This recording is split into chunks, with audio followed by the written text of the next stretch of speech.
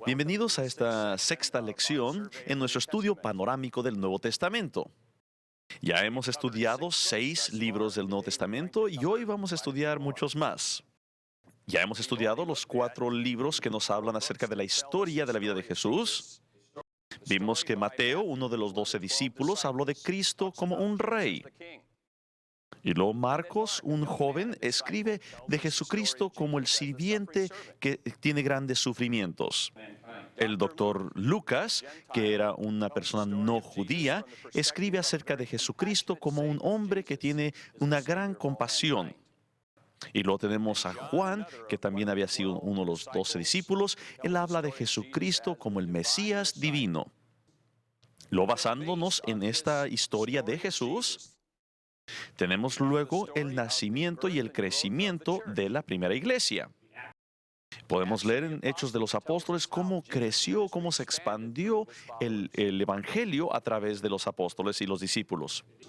Empezó en Jerusalén, después fue a Judea, luego a Samaria y hasta lo último de la tierra. Y ha llegado hasta donde usted está y también donde estoy yo. Nosotros que vivimos muy lejos de Jerusalén y en otro tiempo, en otra época histórica, hemos recibido el Evangelio porque hubo discípulos de Cristo que fueron fieles para llevar el mensaje. Entonces nosotros hemos recibido libremente y también con gran libertad y gratuitamente queremos nosotros seguir proclamando el Evangelio. Queremos nosotros llevar este precioso Evangelio. Entonces, en Romanos, en los primeros capítulos, los primeros 13 capítulos, nos habla acerca de qué es este Evangelio. Nos dice que es un Evangelio de gracia, no de obras. El Evangelio está basado en lo que Dios ha hecho, no en lo que nosotros podamos hacer. Y que debemos de recibir esa salvación como un don divino a través de lo que hizo Jesucristo, el Hijo de Dios, por nosotros. Entonces, en esta sesión queremos ver 3 libros más que fueron escritos por Pablo a creyentes. Tenemos 2 de las cartas que fueron escritas a una iglesia en Corinto. Y luego tenemos esta tercera carta que fue escrita a un área de Galacia que está en Turquía. Ahora, no significa que si conocemos a Cristo no vamos a tener ningún problema. ¿Ha descubierto usted eso también? No somos perfectos todavía. Claro que somos diferentes, pero todavía tenemos dificultades. Y eso es lo que estaba sucediendo en esa iglesia en Corinto. Aquí está Corinto, en el área del sur de Grecia. Era un centro comercial muy importante. Era conocido porque era un lugar cosmopolitano, o sea que tenía de muchos diferentes grupos étnicos y de diferentes países. Era un lugar también donde llegaba la gente de turista a descansar también. Y también era conocido por tener una sociedad muy libre y pecaminosa. Es más, si usted quería decirle a una persona que juzgarla de que vivía una vida pecaminosa, usted podría decirle, debes de ser un corintio tú. Pero Pablo había llevado el Evangelio ahí a Corinto en su segundo viaje misionero. Y la iglesia ahí en Corinto, viviendo en ese tipo de sociedad, obviamente sufría ciertos problemas. Entonces pasemos a la primera carta que le escribe Pablo a los Corintios. Son 10 diferentes problemas los que analiza Pablo en esta carta. Y tiene que ver principalmente de que esta iglesia tenía que sobrevivir dentro de una sociedad muy inmoral. Ahora, voy a resumir yo 4 de los problemas con 4 palabras. En primer lugar, tendría que haber unidad. Veamos capítulo 1, versículos 12 y 13. Pablo está escribiendo aquí. Entonces, 1 Corintios capítulo 1, versículo 12, quiero decir que cada uno de vosotros dice, yo soy de Pablo, y yo de Apolos, y yo de Cefas, y yo de Cristo.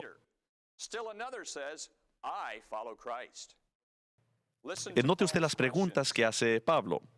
¿Acaso está dividido Cristo? ¿Fue crucificado Pablo por vosotros? ¿O fuisteis bautizados en el nombre de Pablo? ¿Y cuál es la contestación a esas 3 preguntas? No, no y no. No, ¿verdad? Cristo no está dividido, la cuestión de la primera pregunta. No, Pablo no fue crucificado. Y no, no fuisteis bautizados en el nombre de Pablo. Solamente hay un Salvador que murió por todos ustedes. Entonces, ¿por qué se están dividiendo ustedes y van siguiendo a diferentes hombres? Pablo dice, nosotros nada más estamos aquí para servir a Jesucristo. Dice Pablo, yo he plantado, pero Apolos fue el que regó la planta y Dios es el que lo hace que crezca. Así que pongamos nuestros ojos más arriba y veamos quién es el autor de todas las cosas. ¿Y por qué les parece que es tan importante esto de la unidad? Porque Dios es uno. Si nosotros vamos a reflejar lo que Dios es, vamos a reflejar su naturaleza, tenemos nosotros que ser uno también. ¿Recuerdan ustedes la oración de Jesús la noche antes de morir?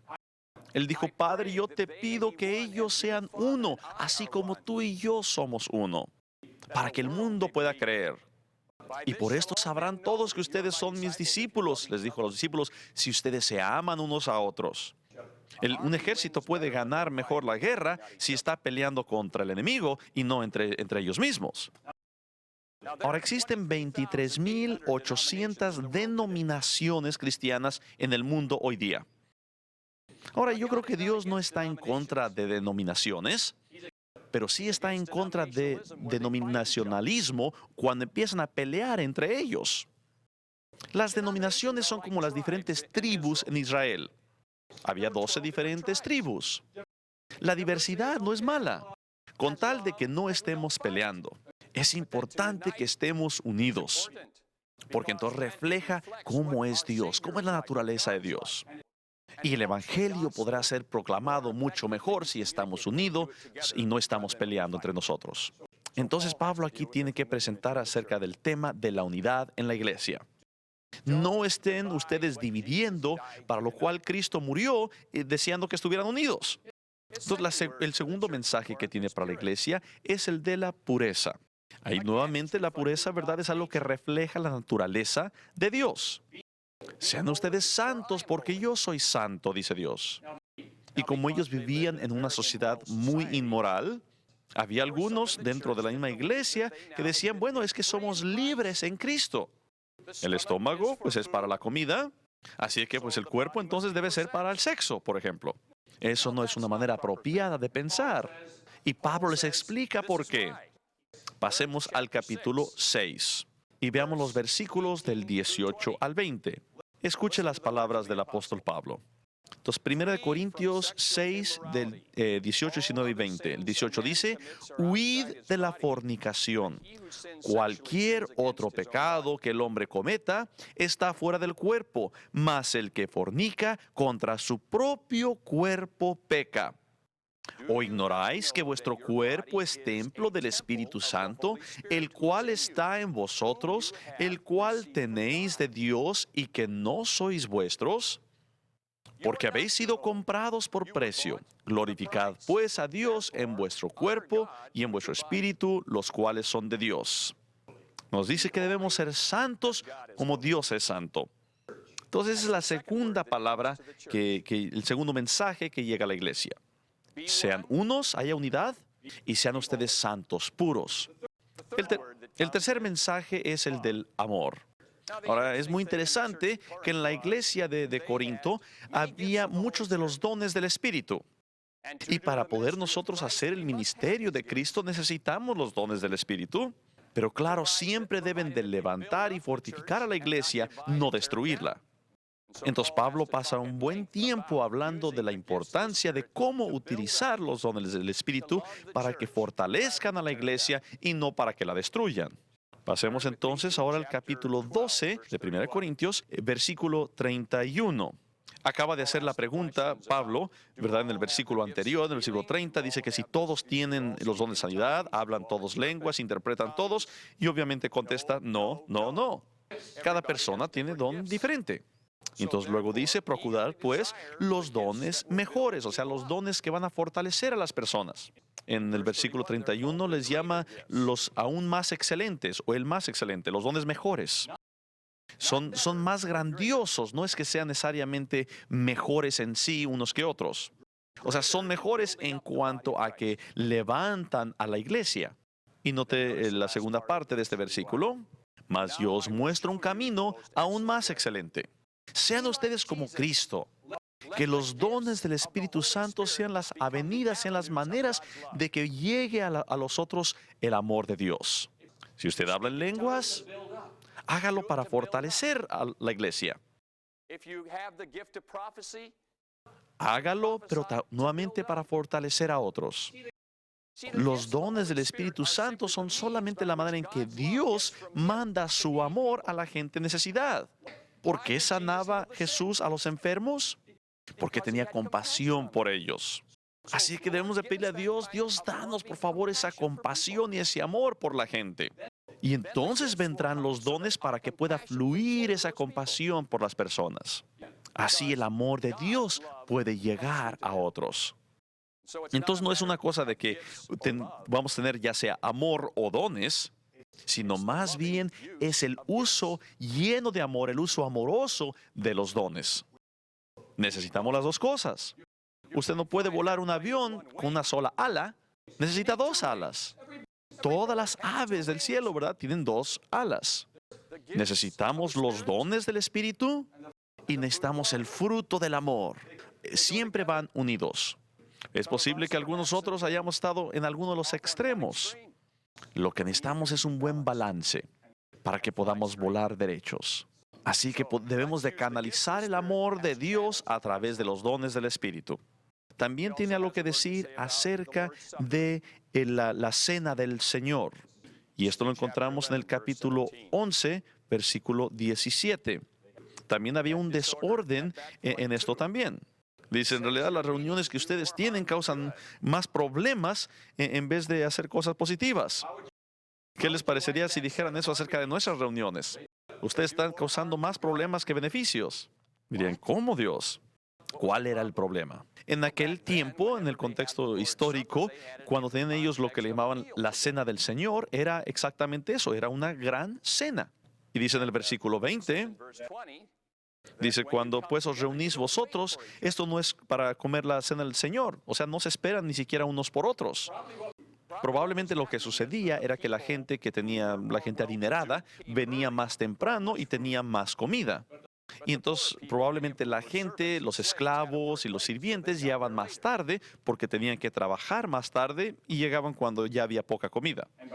Entonces cuando llegaban ellos ya se habían comido la mayoría de la comida. Pero luego ellos decían, hemos tenido la cena del Señor y somos uno en Cristo. Y Pablo les dijo, esto no está bien. Ustedes tienen que saber cómo discernir el cuerpo de Dios. Sí, ustedes deben estar celebrando el cuerpo y la sangre de Cristo, pero también deben ustedes de discernir el cuerpo de Cristo, que es la iglesia. Porque si no hacen ustedes eso, van a traer juicio sobre ustedes mismos.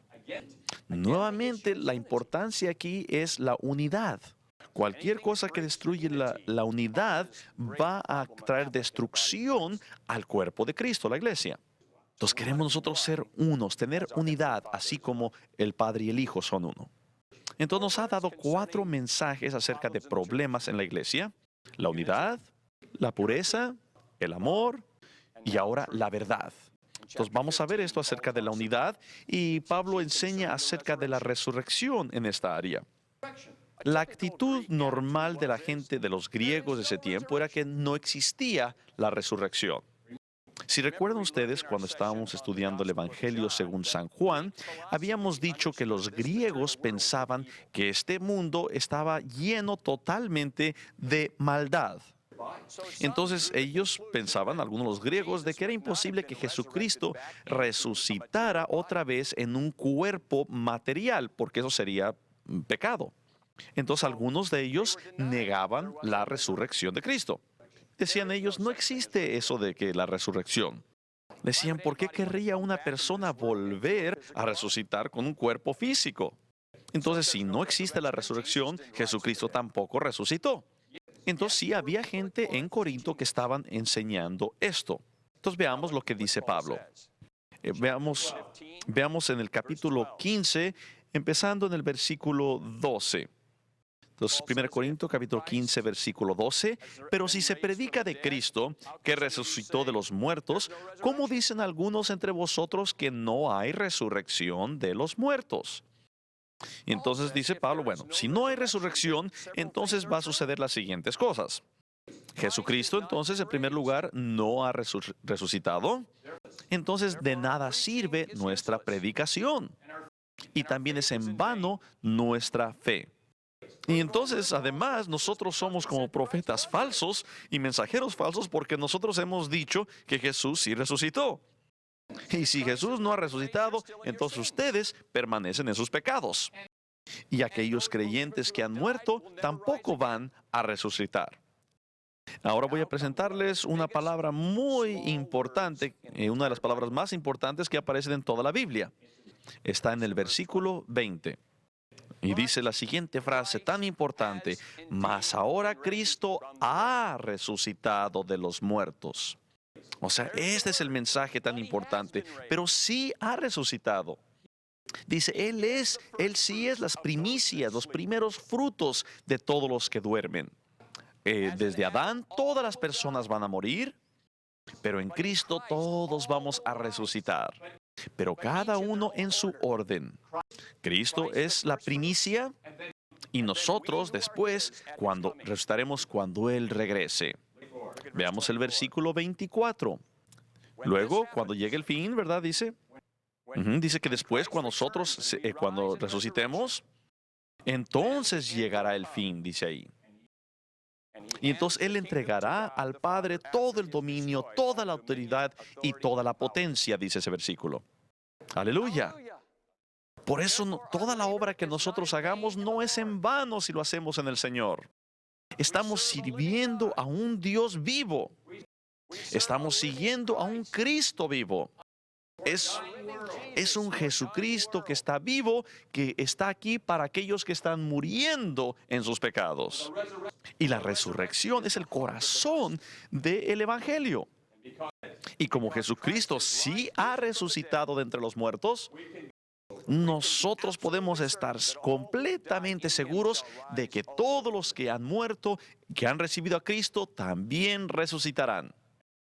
Y entonces cuando eso suceda, dice la Biblia, la misma muerte será tragada, será destruida en victoria. Vea usted el versículo 55 de este mismo capítulo 15. ¿Dónde está, oh muerte, tu aguijón? ¿Dónde, oh sepulcro, tu victoria? Ya que el aguijón de la muerte es el pecado y el poder del pecado la ley. Mas gracias sean dadas a Dios que nos da la victoria por medio de nuestro Señor Jesucristo. Aleluya. Esa es la gran diferencia que hay entre la fe cristiana y todas las otras religiones. Si vemos, ¿verdad? Cuando murió Buda, continúa el cuerpo de Buda ahí enterrado. Confucio también continúa enterrado. Mahoma, ¿verdad? Todavía está enterrado. Pero Jesucristo ha resucitado, no está enterrado ya. Está vivo totalmente. Ha conquistado la muerte. Ha conquistado ese castigo por los pecados que era la muerte. Ha conquistado a Satanás, que es el autor de los pecados. Es una victoria decisiva con Cristo. Ya hemos ganado la victoria en esta guerra. Nosotros vamos a ganar porque Él ganó. Y ese es el mensaje que tenemos hoy día para este mundo que está muriendo. Amén. Veamos ahora la segunda carta a los Corintios. Algunos le llaman Corintios número 2. Se cree que es posible que haya escrito 4 cartas en realidad Pablo a los Corintios, pero solamente tenemos 2. Y les llamamos la primera carta y la segunda carta a los Corintios. Es muy posible que en realidad la que le llamamos Segunda Corintios sea la 4ª carta a los Corintios. Pablo le escribió más cartas a esta iglesia que a ninguna otra iglesia. Ellos tenían muchos problemas, pero a Dios no le molesta que tengamos problemas. Todo mundo tiene problemas. En realidad la pregunta es, ¿qué es lo que vamos a hacer nosotros en esa situación? Y entonces en el Evangelio de gracia hay contestación a nuestros problemas. Ahora, la carta de 2 Corintios es una epístola muy interesante. Probablemente fue escrita 1 o 2 años después de la primera carta a los Corintios. Pablo ha mandado a algunas personas como Tito para que vayan a visitar esa iglesia. Y al oír el reporte de lo que está sucediendo ahí, se emociona mucho, está muy contento. La mayoría de los corintios sí han respondido positivamente a lo que les escribió Pablo en la primera carta. Y entonces les manda esta carta que nosotros le llamamos Segunda de Corintios y los está felicitando por lo que han hecho. Pero al final de esta carta tiene que de todos modos escribir algo en contra de aquellos que están resistiendo el evangelio que Pablo les ha predicado. Veamos el capítulo 7 de Segunda de Corintios. Dice algo muy hermoso. Él les dice que con su primera carta, los había hecho que ellos sufrieran un poco, pero con pasión con Dios tocando sus corazones. Vamos a leer en 2 Corintios, capítulo 7, la última parte. Y ustedes se entristecieron con lo que yo les escribí, pero no fue para su mal. Y luego el siguiente versículo, porque dice aquí en esta carta que cuando tenemos este tipo nosotros de tristeza nos trae al arrepentimiento y al gozo del Señor. Y esto lo pueden ustedes encontrar en el versículo 9 y 10 y cómo esa tristeza que produce arrepentimiento para salvación. Siempre causa gran gozo cuando los hijos hacen caso de lo que los padres les han instruido. Se abre un tipo de relación más profunda con los hijos y con los padres. Cuando hay obediencia de los hijos hace que los corazones se unan con los padres. Entonces Pablo aquí en esta segunda carta a los Corintios es como un padre que está abriendo su corazón lleno de gozo con sus hijos. Y empieza él ahora sí a hablarles de una manera muy personal. Y les habla a ellos acerca de su ministerio. Y les dice por qué hace él las cosas que hace. Y les habla de su gran amor que tiene por ellos. Leamos un poco de eso en el capítulo 3, versículos 2 y 3. 2 Corintios capítulo 3, versículos 2 y 3. Nuestras cartas sois vosotros, escritas en nuestros corazones, conocidas y leídas por todos los hombres, siendo manifiesto que sois carta de Cristo, expedida por nosotros, escrita no con tinta, sino con el Espíritu de Dios vivo, no en tablas de piedra, sino en tablas de carne del corazón. Les está diciendo Pablo que él no necesita recibir cartas de recomendación de ellos, sino el cambio de su corazón para él es suficiente. Lo que de verdad da un valor a los ministerios son las vidas que han cambiado. Y nosotros sabemos que eso es verdad. Yo tengo 4 hijos y ahora tengo 3 nietos. Y ahora estamos viendo no solo la transformación por el Evangelio en la vida de mi esposa y en mi vida, mi generación, ahora lo estamos viendo en la segunda generación de nuestros 4 hijos. Y ahí es donde se está presentando cómo sí es válido el Evangelio. Nuestros hijos son como cartas, dice aquí, como epístolas vivas. No es que sea crédito de nosotros. Nosotros como Pablo nada más somos ministros de este nuevo pacto con Dios. Pero sí funciona. Este nuevo pacto que tenemos con Dios está en nuestros corazones. Y ahora nosotros estamos viendo cómo nuestros hijos aman a Dios también de sus corazones. No porque lo tienen que hacer a la fuerza porque están presentes su mamá y su papá. Ellos están sirviendo a Cristo y ni siquiera viven cerca de nosotros. Ese es el nuevo pacto. Está escrito en los corazones. Ahora nosotros estamos viendo cómo nuestros hijos están atrayendo a sus hijos a Cristo. De esto está hablando Pablo. Es el gozo del Padre que está viendo cómo sus hijos, ¿verdad?, están siguiendo a Cristo. Ahora luego Pablo tiene que hablarles a algunas personas que no han seguido sus instrucciones. Él dice que ha habido algunos que han sido apóstoles falsos, que han llevado a algunos en la iglesia que los han separado de las cosas de Dios en Corintio. Y él dijo que una de las cosas con las que podemos notar si alguien es un apóstol falso es que no está dispuesto a sufrir por la cruz de Cristo. Y además no llevan en sus vidas la confirmación de las señales y confirmaciones de Dios. No se están transformando las vidas. Pablo dijo, yo he tenido que sufrir todas las cosas por Cristo. Y en el capítulo 11 habla acerca de sus muchos sufrimientos. Pero Pablo no está ahí tratando de que la gente se sienta mal por él y que digan, ay, cómo has sufrido, pobrecito de ti. Más bien él está diciendo, yo le doy gracias a Dios por estos sufrimientos. Y es más, como dice Pablo, él tenía algún tipo de aguijón en la carne que posiblemente haya sido algún problema físico. Dice que era causado por un mensajero de Satanás. Veamos los, veamos los versículos 8, 9 y 10 del capítulo 12. Respecto a lo cual, 3 veces he rogado al Señor que lo quite de mí. Y me ha dicho, bástate mi gracia, porque mi poder se perfecciona en la debilidad. Por tanto, de buena gana me gloriaré más bien de mis debilidades, para que repose sobre mí el poder de Cristo. Y luego define lo que es ese aguijón en la carne. Por lo cual, por amor a Cristo, me gozo en las debilidades, en afrentas, en necesidades, en persecuciones, en angustias, porque cuando soy débil, entonces soy fuerte. Es posible que algunos de ustedes hayan sufrido por la causa de Cristo. Ha causado gran debilidad en su cuerpo. Regocíjese en estas debilidades. Es una gran oportunidad para que Cristo muestre su poder. Dice la Biblia que tenemos este tesoro del Evangelio en nuestros cuerpos o en nosotros que somos mundanos, para que no sea la excelencia mundana lo que se muestre, sino más bien la excelencia divina de Dios. Y con esto termina Pablo esta carta. Veamos ahora la carta que escribe Pablo a los Gálatas.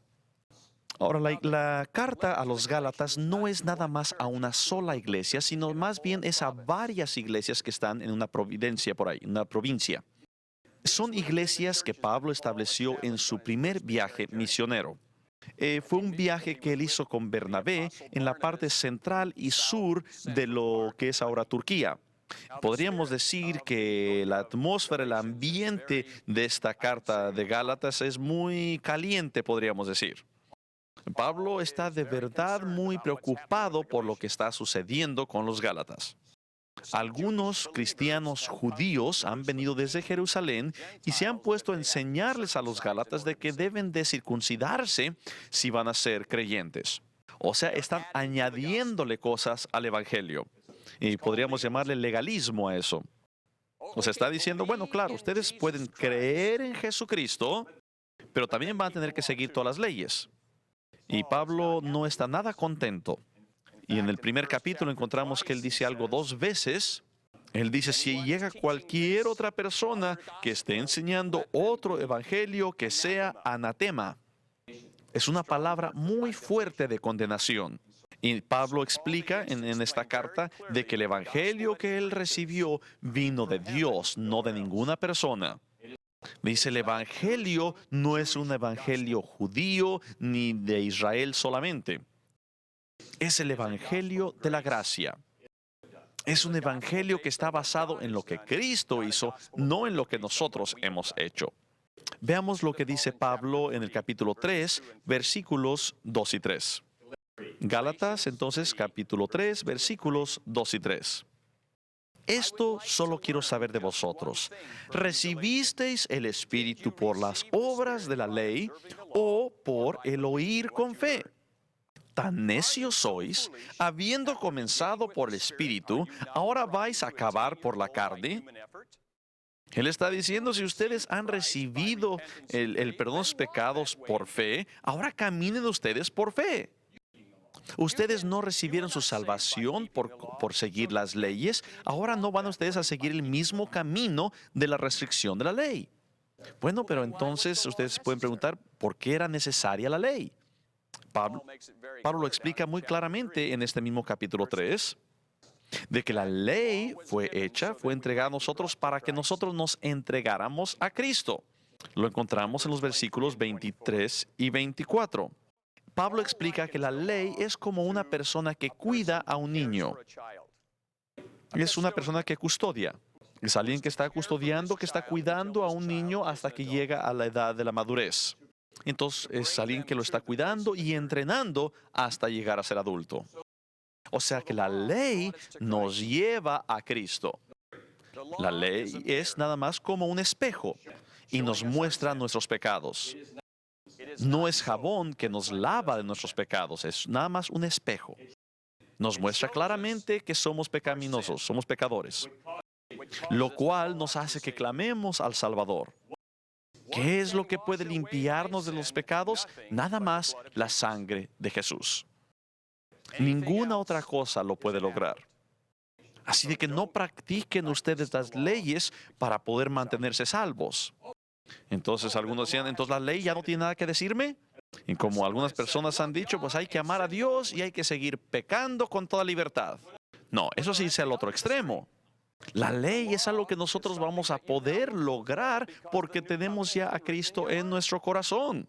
Veamos lo que dice Pablo en el capítulo 5 del mismo Gálatas, versículos 13 y 14. Gálatas 5, 13 y 14. Porque vosotros, hermanos, a libertad fuisteis llamados, solamente que no uséis la libertad como ocasión para la carne, sino servíos por amor los unos a los otros. Porque toda la ley en esta sola palabra se cumple: amarás a tu prójimo como a ti mismo. Entonces, aquel que utiliza su libertad para servir a otros estará cumpliendo la razón por la que fue escrita la ley, que para que amemos. No es que nosotros tengamos que seguir a la fuerza la ley, es más bien cumplir la ley por amor. Eso es lo que es el fruto del Espíritu. Veamos ahora el versículo 22 de este mismo capítulo 5. Entonces dice en el versículo 22, mas el fruto del Espíritu es amor, gozo, paz, paciencia, benignidad, bondad, fe, etc. Y dice más abajo, para los cuales no hay ley. Ustedes han recibido a Cristo por fe, ahora sigan caminando con fe. Y como dice en el capítulo 5, en el versículo 6, lo único que en realidad que es importante, capítulo 5, versículo 6, dice, sino la fe que obra por el amor. Eso sí cumple toda la ley. Está diciendo, gentiles, ustedes son libres de las leyes de Moisés. Utilicen esa libertad para cumplirla, amando a su vecino como a sí mismo. Esa es de verdad libertad. Estamos libres, tenemos libertad para hacer lo que Dios quiere que nosotros hagamos. Debemos amarlo y debemos amarnos unos a otros. Porque de esta manera todos sabrán que ustedes son mis discípulos. Que así sea. Amén.